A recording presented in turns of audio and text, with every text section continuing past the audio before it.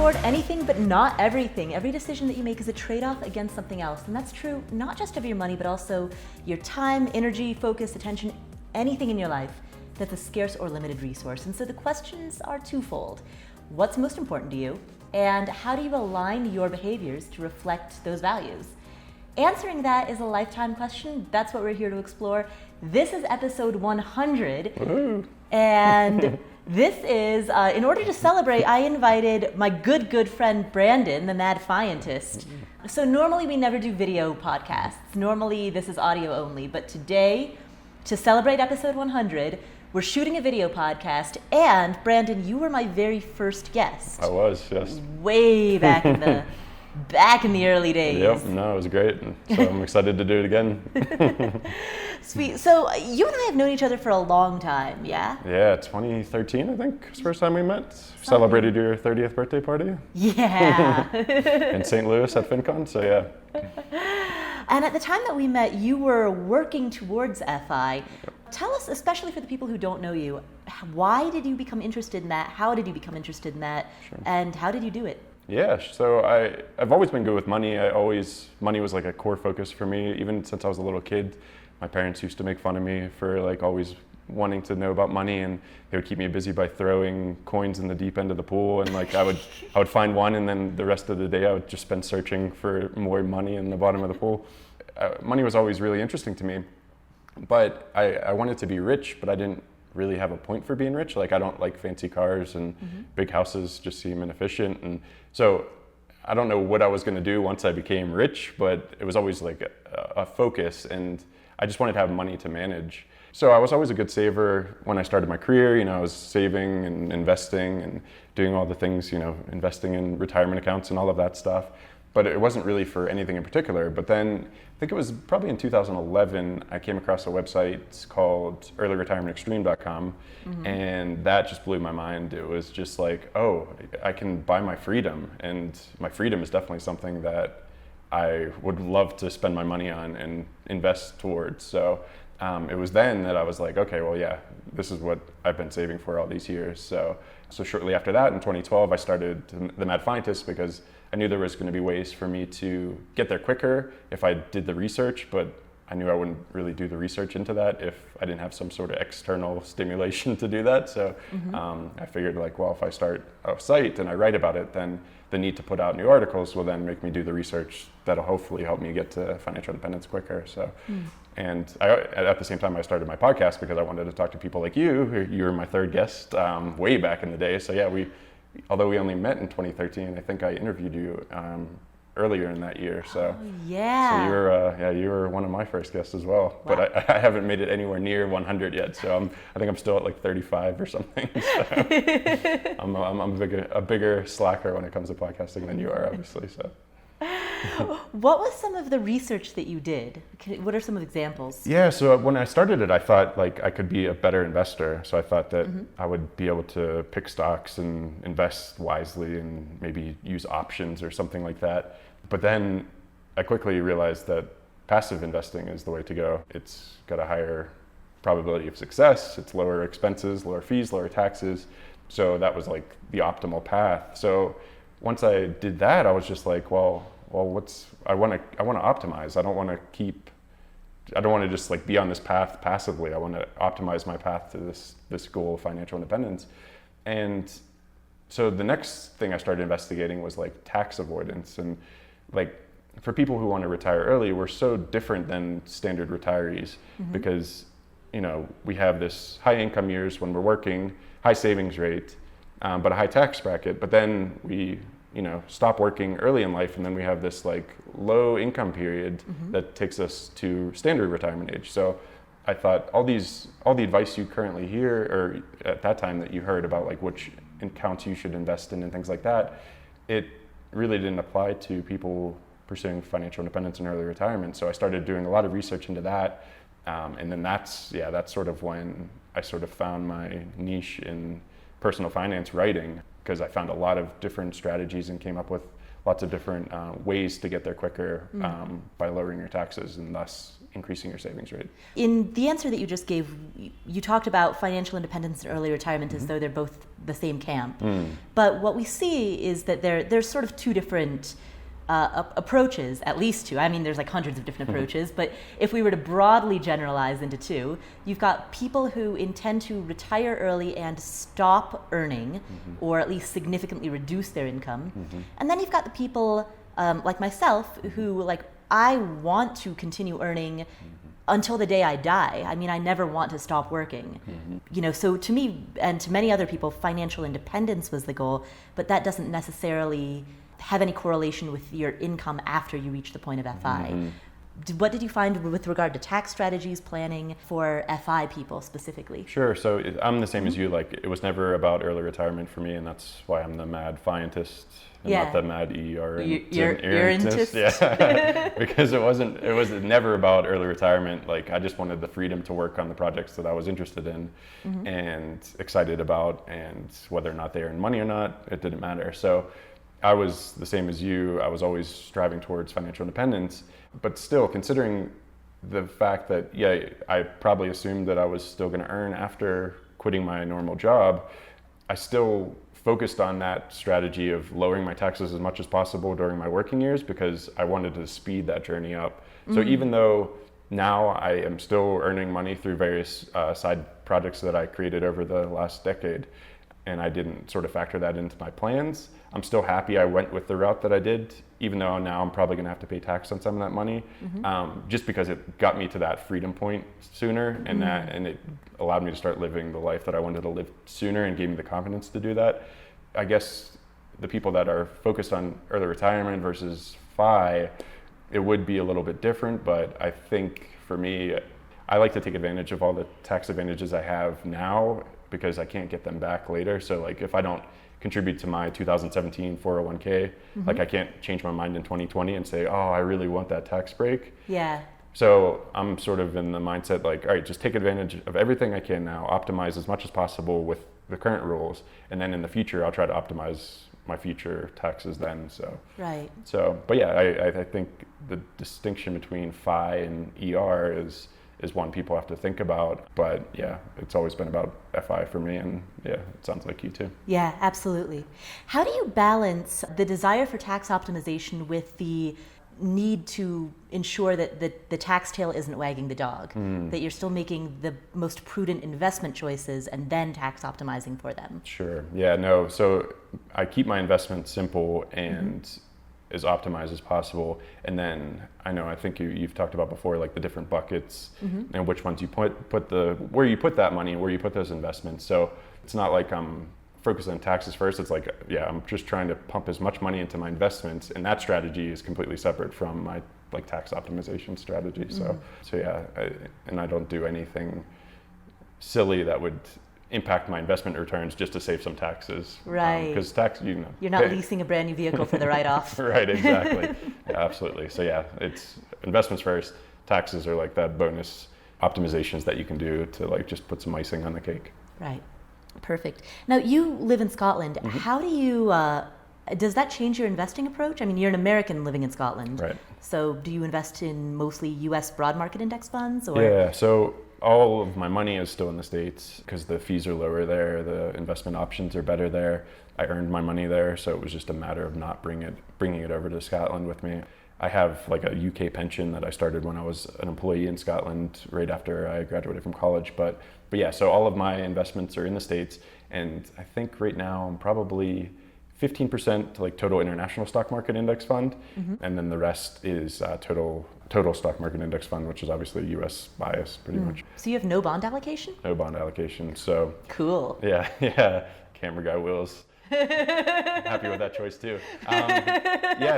Since I have some additional income coming in from some of the websites that I've built over the years and some of the web apps that I've written, I just treat that as like that could cover spending if the market tanks, so then I won't have to sell at a depressed value. So bonds serve that role in most people's portfolio, but since I have this supplemental income coming in, that serves as my bond. So I'm happy to be more aggressive since I'm still young and over time, no matter what happens, hopefully it'll correct and fix any downward drawdowns or anything. So. Do you maintain a decent cash allocation as well?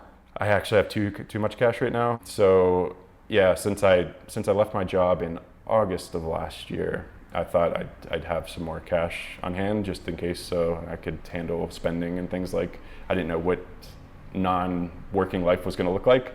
So I had some additional cash, and I still haven't deployed that cash. And so yeah, that's a problem. So like I said, my stock split was like 15% international, and then the rest was total stock market index fund.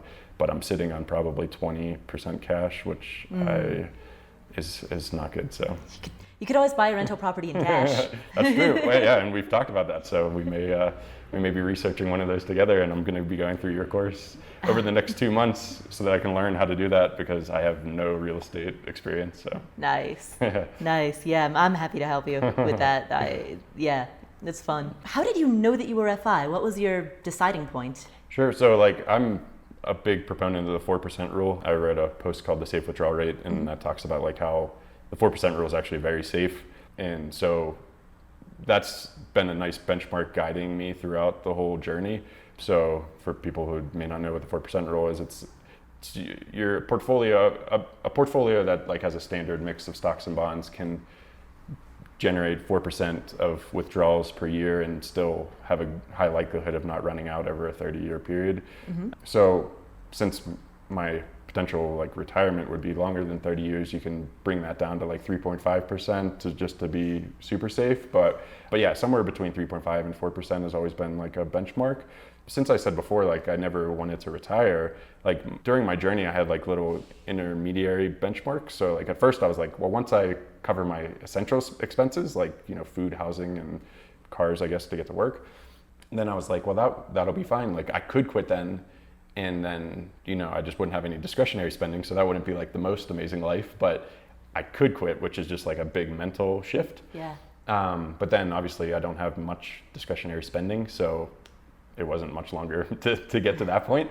So yeah, so the 4% rule has just been a nice guiding factor. So that I crossed that in 2014. And then a few months later, my wife was like, well, let's go back to Scotland now. And I was like, okay, well, that's good. This is perfect timing.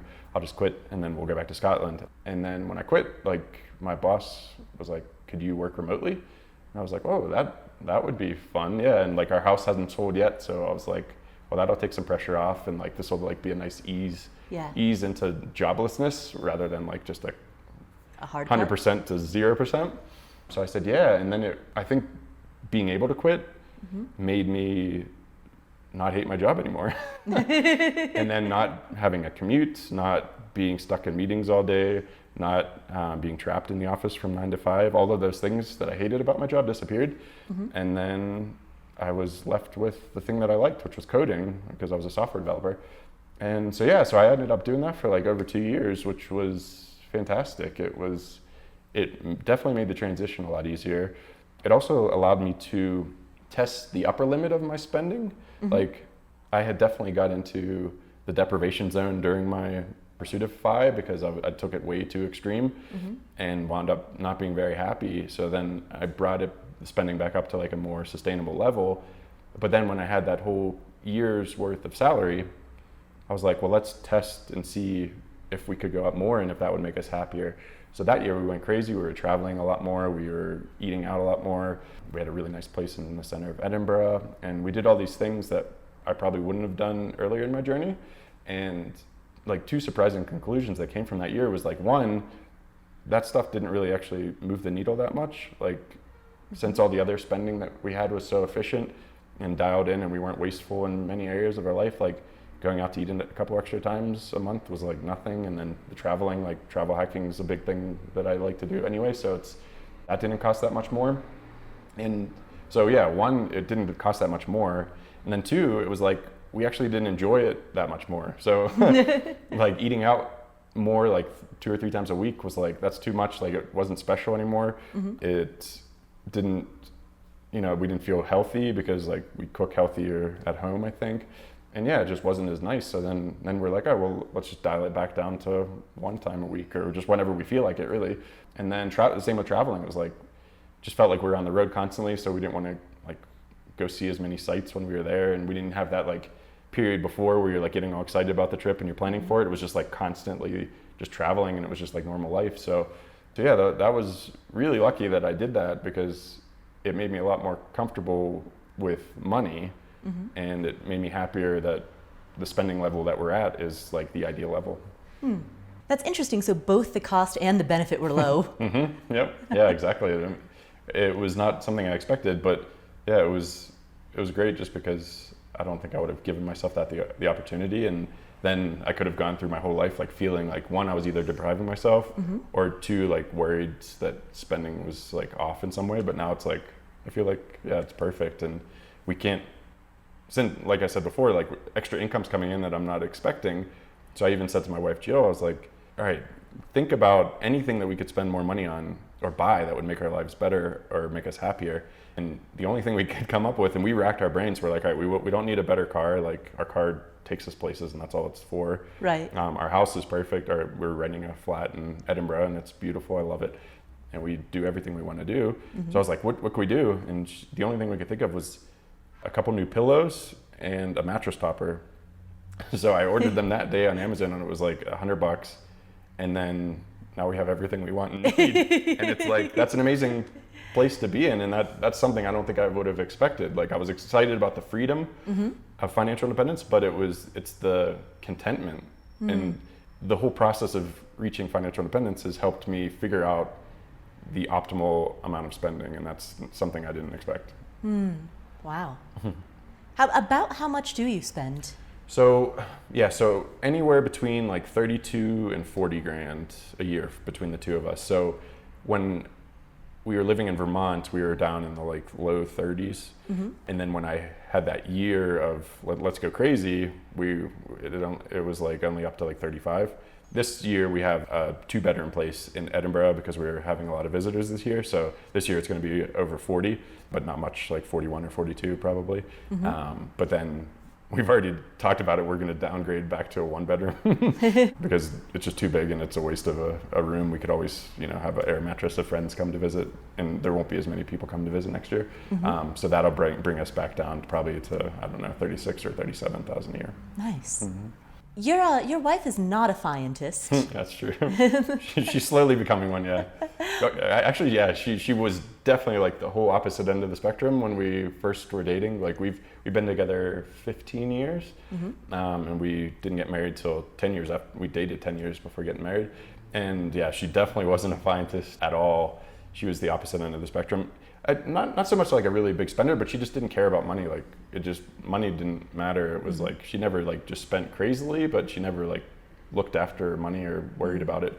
So as long as she had enough in her bank to cover her spending, she was fine. But yeah, over the years and just meeting a lot of people like you guys and other friends that I've met through the blog, and then hearing other interviews with other people, she's come completely around to the idea, and she's actually probably more frugal than I am now. I've relaxed after hitting my goal and, experiencing that year of spending more.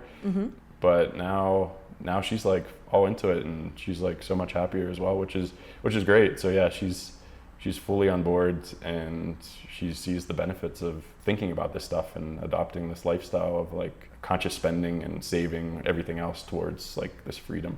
Nice. So tell me about after you became, first of all, when were you officially FI? Sure. Yeah. So that was like sometime in 2014, but then, like I said, I worked for another couple of years after that. But yeah, no. So 2014 was weird because, I'd been working so much towards this goal, and then, like I had said, I started depriving myself during that time, like the years prior to that 2014. And, we were isolated in Vermont, and I didn't want to spend money on anything because I was like so focused on this goal.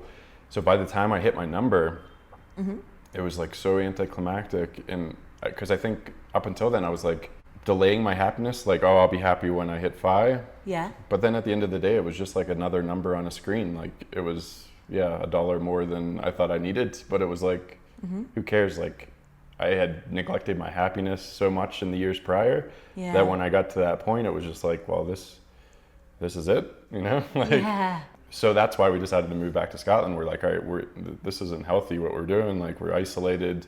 We're not really having a good time.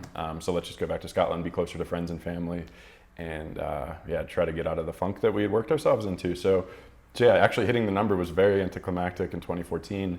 But then by the time I quit in 2016, we were both in a much better place, and we had spent those years like focusing on happiness and doing things with friends and family. And so that was a much better transition, was when I actually left my job. So 2014 hit FI, 2016 August 1st, I think was my last day. Mm-hmm. And then it's just been.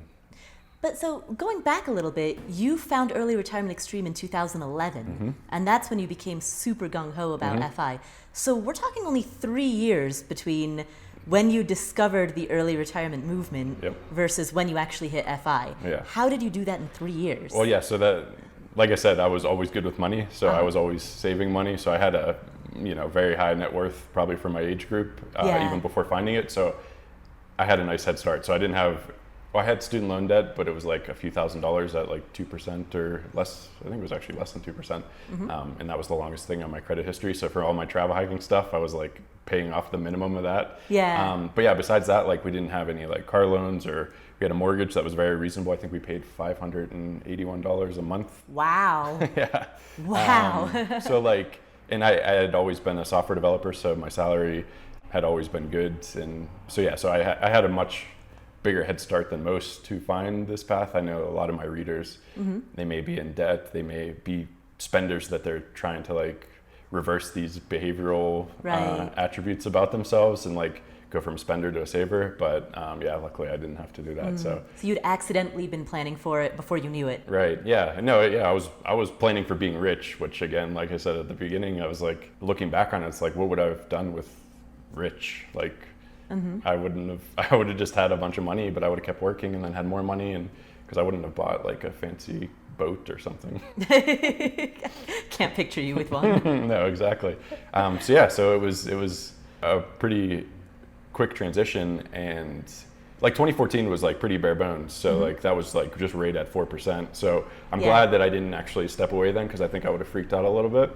But having those extra years of income made it like a much easier transition, and definitely less stressful for me, because like for someone who has spent my whole life like saving and getting so much pleasure out of putting money into these accounts, Yeah. it would have been a very hard transition to be then like, okay, no more saving, start drawing out of these accounts. Yeah. And I don't think psychologically I could have done it.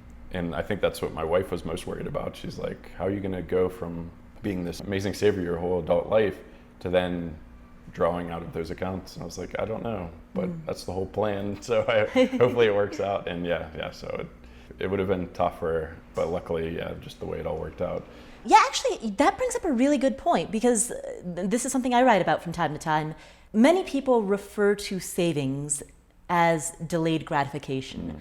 But for you and I think both get a lot of gratification out of putting money into an index fund. Like, that's not delayed gratification. I love that feeling of like, going online and clicking. And it's just a few like clicks of the mouse, like, but I love the feeling of putting money into an investment account. That to me is extremely gratifying. So yeah, how do you cope with, I suppose you haven't really had to deal with this issue, because the irony of FI is that most people who reach it just end up accidentally making a bunch of money. Exactly. Yeah, it's absolutely crazy. Yeah, the really ironic part is like, so one of my web apps that I built way back in, I don't know, maybe 2010, maybe before I even found out about financial independence, like I had built this web app, and yeah, it only now started earning money after leaving my job. And it's like, oh man, I wish if that had been earning money before, I could have hit FI sooner. But yeah, you have so much more energy to pursue these other interests, and you make great things, and especially when you're not making them for the money, they sometimes just start earning money anyway, because most people out there are making stuff to earn money. So if you make something that's great, just because you love it and you want it for yourself, which is the case with the web app that I'm talking about, then yeah, sometimes it just earns money at the end of the day anyway, which is a great thing. And yeah, I think that happens a lot more in the FI community than people realize. Like everybody plans for never earning another dollar in their lives, and then they end up earning sometimes more than they made at their career. Yeah. So you have not had to go through the experience of depriving yourself of the gratification of investing.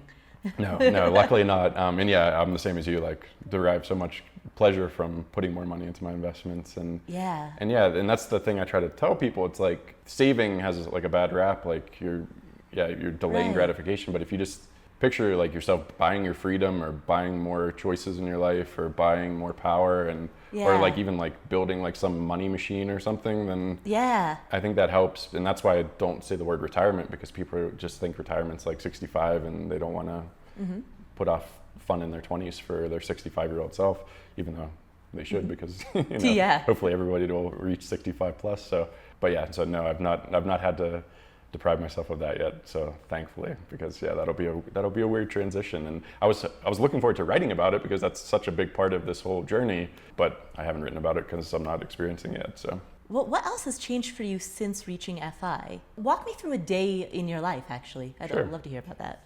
So I'll walk you through the day first, and then I'll tell you what changed. Okay. Normal day. So my wife, as you said, wasn't a FIentist, but the reason she wasn't a FIentist is because she loves her job. So she's an optometrist, and she just has such a passion for eyes and helping people in optometry. And so she still works. Now she works less. She just works like the days that she likes. So she works a couple of days in the hospital and things like that. So assuming she's working, she'll get up. She's really nice. She makes me a cup of tea in the morning, and she said that's just so that I stay on her schedule. So since I don't have to wake up for anything, she makes me a cup of tea, and then so she wakes me up, and I'm like, and she's like, here's tea. I'm like, oh, okay. I'll interrupt really quickly. You're an American. Did you drink tea before you moved to Scotland, or is this a new thing? I did drink tea, but not at the scale that I drink it there. Especially her family, it's just like if I go to my in-laws' house, like it's just like, cup of tea? Yeah, sure. And then like you finish it, and somebody else is like, cup of tea? It's like, yeah, okay, I'll have another one. And then it's like just a day worth of tea drinking. And I love it. So I drank tea a bit before, but not to the level I drink now. So, but so she'll bring me a cup of tea, and then I'll do some stuff on the computer. And then I started going to the gym after I quit my job. Like it was always something like, oh, I'll get healthy when I have no job. Like, when I quit my job, I'll get really in shape. And then I quit my job, and I was like, shit, I gotta put up or shut up. I have no excuse now. Like I have all day. And I purposely bought myself a gym membership, the cheap one. And you have to go into the gym before 11 on that cheap one, which is like awesome for me. Oh, otherwise they up the price? Or no, you just can't get in. Oh, so gotcha. I pay for the cheap monthly thing that's before 11 a.m. Which is awesome because, it's something that you're sitting there and you're like, oh, I should write an email. And it's like, oh, there's a YouTube video I should watch. And then before you know it's like 4:00.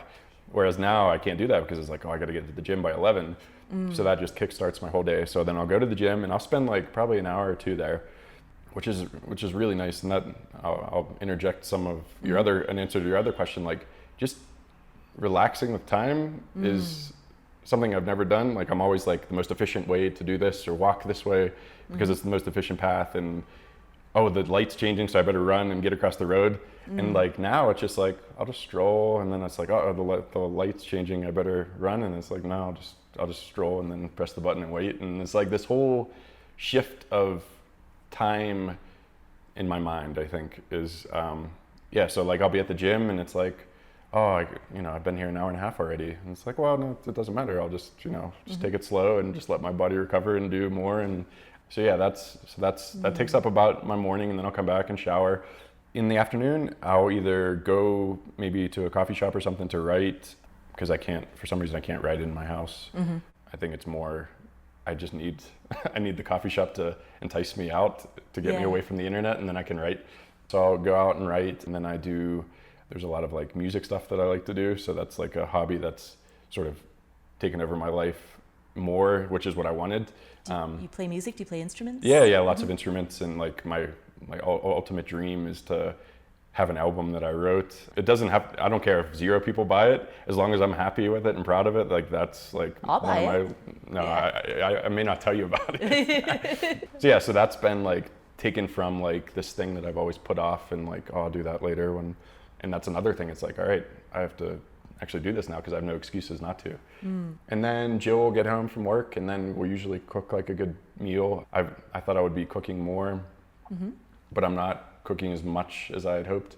But that's something I want to change, and that's something Jill definitely wants me to change too. Because I was like, yeah, I won't have a job, so I'll just cook more. And I do cook more, but I wanted to like learn how to cook like properly, like really good stuff, and like try new recipes. So currently I'm doing like one new recipe a week that like sort of pushes me, and then I cook a lot more, just like the normal staples that we always eat. And then we'll maybe watch like an hour of something on Netflix. We don't have cable or anything like that, but we'll like usually after dinner we'll watch something on Netflix. Then we'll read before bed, which has been a really good habit as well. Like no screens. I tried not to have screens like after 10, but now that I'm staying up a little bit later, I've pushed that to 11, so then I can still get some stuff done in the evening. And then read from like 11 till midnight, and then go to bed. Nice. Or fall asleep because I'm tired because I worked out and I got a lot done, and then and that's pretty typical actually. Wow. And to go back to your other question of like what are some surprising things, like I'd always thought I'd be a perma traveler. Yeah. After I was free, I was like, wow, I can just go anywhere, anytime. But we did that last year. We took like a 3-month trip around the world, and I missed the routine that I had developed. Like when normal life is so much better and you are like in complete control of normal life, like there's no reason to escape that as much. Yeah. So I missed the routine. I missed being productive. I realized I get a lot of happiness from creating stuff and like progressing in all these goals that I have, like, you know, in the gym and with the music stuff and writing and Mad FIentist stuff. And I realized I get so much enjoyment and happiness out of that. So now we're like cutting back, and like we're just like really enjoying our like just normal life routine, which has been great. Yeah. And you and I were talking about that last night, about how much because both of us love travel, but we also love routine and the progress towards goals that you can make from having that routine. And that's, So that's been surprising too. But the most surprising thing is like, so I think I used to say to people like, the whole reason I was pursuing FI, it was never about early retirement. I was like, just like a wimpy entrepreneur. Like I had all these ideas and all these projects I wanted to do, but I was just like too big of a wimp to give up my job and try them. Yeah. So I was like, all right, well, I'll reach financial independence, and then I won't have to work, and then I can do all these entrepreneurial ideas, and then it doesn't matter if I make money off of them or not. But then, you know, once I hit FI, and then work 2 extra years, and then have this other supplemental income coming in that I didn't expect, money doesn't matter to me anymore. It doesn't drive me. So all these entrepreneurial ideas that I had were all because like, oh, I think that could make money, or this could earn more money. And like, that was always the main motivation for these things. But then now that money is not a source of motivation anymore, for the first time in my life, like it's a very weird position to be in, because you've already lost other sources of motivation, like impressing your colleagues or working up the corporate ladder, or, you know, getting a good praise from your boss. And so those are gone. Those sources of motivation are gone. But then to lose money as a source of motivation, it was just insane to me. So that's something I've been trying to process for the last year. And it's like, all right, so money is not the motivation. So what is? And that's why I'm like focusing more on like just this music stuff and like creating things just for the joy of creating them, and just the feeling of like having something put out in the world that wasn't there before. So that's sort of more what's driving me. Whereas if you would ask me 3 years ago, what you're going to be doing after you quit your job and what's your main motivation going to be, it's going to be like, all right, I'm going to be an entrepreneur. I'm going to build all these cool companies and products and whatever. And that's just like completely changed. So what's interesting to me about hearing you say that is that I've met a lot of people who say, oh, you know, I don't care about money at all. I'm only interested in art or music or, you know, whatever their passion is. And so for the majority of their life, or at least their life up to this point, they're broke, like they're paycheck to paycheck, and they say that they're happy with it because they get to focus on their art. And it sounds like you're doing exactly the same thing, but from a position of strength.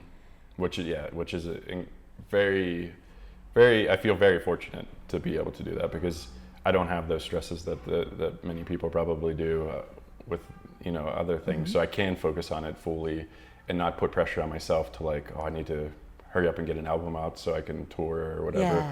And it's like, I'm just like enjoying the process.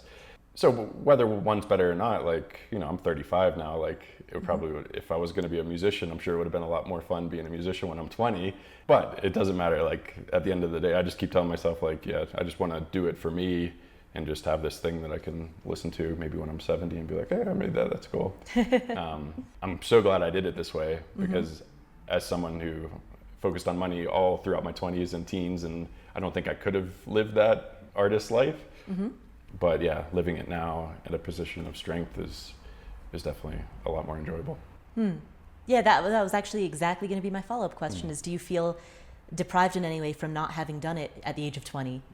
No, I always had an excuse. Like this is a big procrastination thing I always dealt with. Like I could have done it at 20, but I was always more focused on money and concerned with that. And I was like, oh, it was always just like a dream. I don't know if it was even a dream that I always thought I would have, that I would actually accomplish. It was more like, I just liked having that dream. Like, yeah, eventually I'll write an album. Which then made it very scary once I did quit my job. And it's like, oh, I really have to do this. And then, you know, my fragile ego was like coming up with new excuses to not do it. Whereas like my 20s, it was like, oh, you have to work or you can do a side project. And, you know, then that's why you're not doing it. But one day you will, you'll do it one day. But now it's like, I have no excuses. So then my ego is like now coming up like, oh, you're too old. Oh, you started too late. You're not going to ever do it. But luckily I've fought through that. And over the last few months, I've just focused on like just putting in the work every day. And that's been super productive for me because I can see over the last few months just how much I've progressed. And it's like, if I stop focusing on all those things that I'm trying to talk myself out of, like all the reasons why it won't work, then if I just keep doing the work and enjoying the work, then that's a win in itself. Like I'm doing something where I'm progressing every day and being creative, and that is a win anyway. So yeah, it's been a hard year because when, like I said, when you have no more external sources of motivation, it all has to come from within.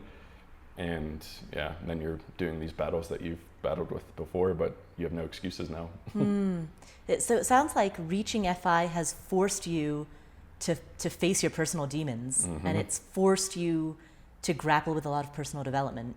Absolutely, yeah, I couldn't agree more. Yeah, and it's been very interesting. So we're here in Ecuador, gonna be talking at a Chautauqua, and I'm sure a lot of the attendees are probably gonna assume that I'm talking about, I don't know, taxes or something that I've written about a lot, but it's really about working through that and trying to figure out what you're doing next and how important that is, and then also like how you can then achieve the things that you want to try to achieve after you reach financial independence. So I think that's the most critical part, because so many people they know their job sucks and they hate their boss, and that's all they're thinking about. They're like, I just want to get away from him or her, and I don't want to have to go into that office every day. But then it's like, you know, there's a lot of good stuff that comes from your job that you're not going to have anymore.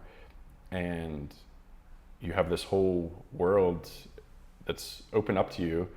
You have 60 plus years that you're filling 365 days a year with something, and you need to sort of start thinking about that. So I think that's the most critical point that a lot of people miss, because they're just so focused on running away from something that they don't like. Escaping from something rather than escaping into something. Exactly. Or leading into something. Have you ever had to battle just days in your post-FI life, days where you just were tempted to fritter the whole day away? Like laying in bed, browsing the internet, looking at cat videos, or, you know, whatever it is? Yep. Yes, so I have. So at first I was really hard on myself, and I would like beat myself up at the end of the day and feel really guilty, feel really terrible. What did I just wasted this day? But then since I realized that didn't happen very often, I've now cut myself some slack. So yeah, someday, you know, I'll have my to-do list of stuff I'd like to get done that day, and then something else will be more exciting, and it may not be as important, but maybe somewhat still productive, or it may not be productive at all, and I just, you know, get trapped in YouTube. Like one video leads to the next, and it's just like, oh, Jill's home and now I gotta cook dinner, or we're gonna make dinner together or something. So yeah, it does happen, but then I just say to myself, like, all right, I earned that. Like I earned this day to, like, I could do this every day if I wanted to, because I worked hard to get to this point. So I give myself some slack. But yeah, no, it definitely still happens. Have you ever, so a little bit of a strange question, you know how sometimes you meet older retirees who just don't have anything going on, and both in terms of hobbies as well as in terms of mentally, they don't really have a whole lot happening. Like, so conversations with them tend to be insipid, and then they tend to complain a lot because they fixate on every little like, because they just don't have anything else going on. How do you, this has always been my fear of like, how do you mentally discipline yourself enough to not be like that worst example, you know? Yeah, well, I think removing negative things from your life voluntarily is good. So like I said, we don't have cable, so I don't get angry with the advertisements like that I usually did back in the day when we watched TV. The news, I'm not all fired up with politics, and I'm not scared because I didn't see like graphic images of the latest disaster that happened. And I'm so focused on these things that I want to get better at that I feel like there's no time to just sit around complaining, because I am luckily have these things, and that's why I think it's so important to have them, because otherwise when you leave your job there's going to be a huge void in so many aspects of your life, and if you don't have something to try to fill that, you're going to be, you know, have no direction. You're probably not going to be you're probably going to be less happy, and then you could get down into that spiral of then just being the curmudgeon-y old person that just complains about everything. So that's why I think it's just super important to have these things that you're working towards and making progress on and getting better at, and engaging your mind, and also like, you know, getting better, healthier, and engaging your body, and just working, just keep progressing towards things. It's just stuff that you pick rather than your boss. So the theme that I'm hearing is that happiness comes from making progress. To me personally, like there may be somebody out there who is like just working to retire at 35 and they just want to play golf all day, and that's fine, and they don't want to even, like, that's the other thing like I'll probably be talking about in my speech, and it's that we're in this position where you could really succeed. Like if you love golf, you could potentially be in the PGA Tour, because you could go out and practice all day when everybody else is working. You could use some of your money to pay for a pro to teach you how to do it. And so it's like such an amazing opportunity for people who hit this point early in life, because they could really take their hobby or dream and they could actually really progress with it. And but maybe there's someone out there that doesn't want to, and they just like going out and chipping the ball around, and that's fine too, but that's not me. And it's not a lot of the people that read my site and your site, I'm sure, because if you're able to accomplish this goal at such a young age, you're a hard worker, you like achievement, you you're like ambitious. getting better at stuff, you're ambitious. So to then just like snap and be like, okay, now I'm just relaxing and leisure's my thing, I don't think it's going to work very well. Exactly. What do you say when people ask you what you do for a living? So I'm very uncomfortable with the whole idea. Like my family didn't know about the Mad FIentist until I was like in like Forbes, and somebody saw it there. Like I don't like talking about money to people I know, like honestly. So I don't talk about it to my friends, and the only friends that know are people that have seen me in like mainstream media. So if people ask me what I do, I just say I'm a software developer, which is the truth, because I still work on the projects that I built over the years, and I still improve them. And it's just much easier that way, because I'm not comfortable, one, talking about money. It's such a weird thing to not have to work in your 30s because you saved up enough. It's just like, it's weird enough talking about it within the financial community, but like just normal people who are living paycheck to paycheck, it brings up lots of weird, I don't know if it brings up weird vibes, or if I just like project my uncomfortableness on them, and then that makes it feel like it's weird. But I stay away from it completely, which I feel really bad about, because I was at an event, and somebody there was like, I tell all my friends, and I was like, wow, that's crazy. Why do you do that? He's like, because if I found out that my friend knew about all this stuff, and then 10 years later he's retired and he just told me then, I'd be so mad, because this is amazing lifestyle and an amazing thing to pursue. So the fact that I love it so much means I want to tell all my friends about it. And I was like, that's really respectable. And if I would agree with him. Like if my friend told me now that he was retired and I was still living paycheck to paycheck, I would be pretty mad, and that he didn't share that earlier. So, but I just can't do it. I can't handle the awkwardness. So I just say I'm a software developer. Which is true. Which is true, and you still, and that actually tells me something about your relationship with your job, because like you code for fun, you know? Yep. No.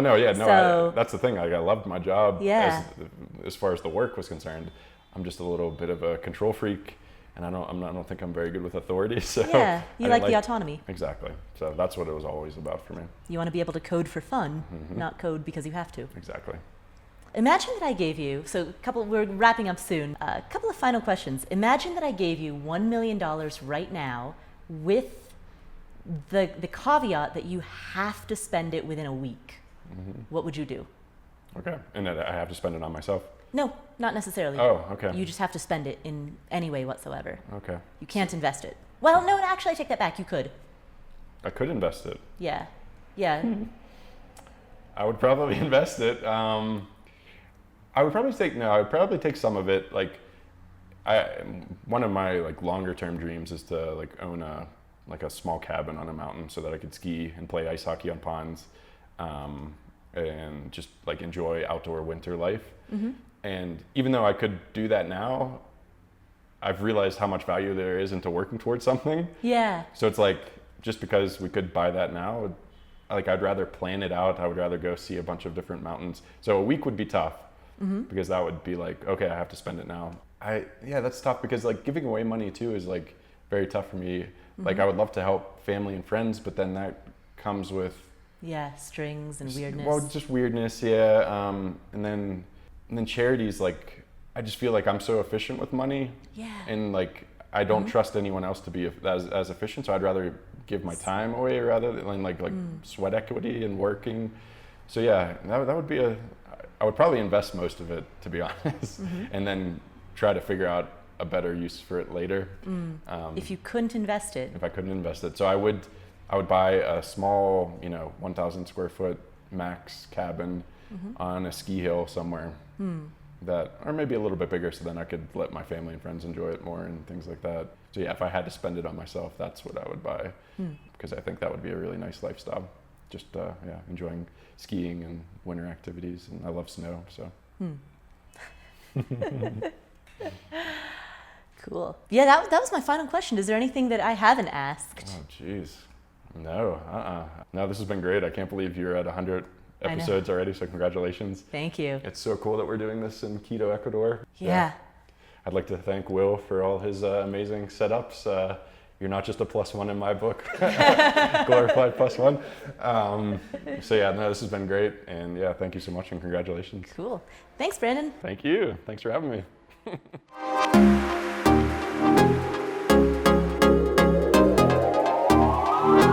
Wait, all right, final question. Sure. This one's for the after show. So on the first time that I interviewed you, I asked you if who would you rather be locked in a room with for an hour, Warren Buffett or Britney Spears? Do you remember your answer? I do remember this. I think I asked, was my wife there? You asked, am I married? Am I married? Yeah, that's right. So yeah, no, it would definitely be Warren Buffett. I wouldn't, an hour would be too much with Britney, I think. For many reasons. I wouldn't need an hour, but yeah, Warren Buffett. Which I'm not sure if that was my answer then. No, I think back then it was Britney.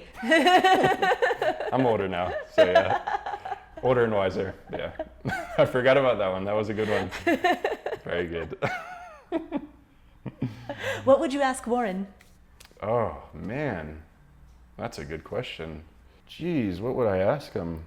I think I would talk to him about his relationship with money and how he's been able to really, it's obviously not a motivating factor because he has so much that he'll never run out in any possible way, and just how he came to that conclusion, because even up until a year ago, I would have thought that money would still motivate me even though I had enough, and then even though I had enough to realize that was definitely enough, like that was my core happiness, I would have still, and I still find it hard, like I still find it difficult to remove money completely from an equation, and like, I'm always looking at my stats and I'm like, oh, this month's less than last month, and it's like, it's all bonus money, but it's still like, it still hasn't left completely, and it's like, so I would talk to him about that and be like, how have you reached this Zen-like state with your relationship to money? Because I think that's very important, because he seems happy and he does what he loves, and he has more money than anyone, so he doesn't let it pollute anything in his life, or from an onlooker's perspective. But yeah, I think I would talk to him about that, because the investment stuff, like I'm never going to do what he does. I don't want to read annual reports, and Yeah. there's so much other stuff I want to do. So it's not like I would ask him investing questions, because I'm quite happy investing in index funds and just doing it for the long haul. So be more that relationship with money. Nice.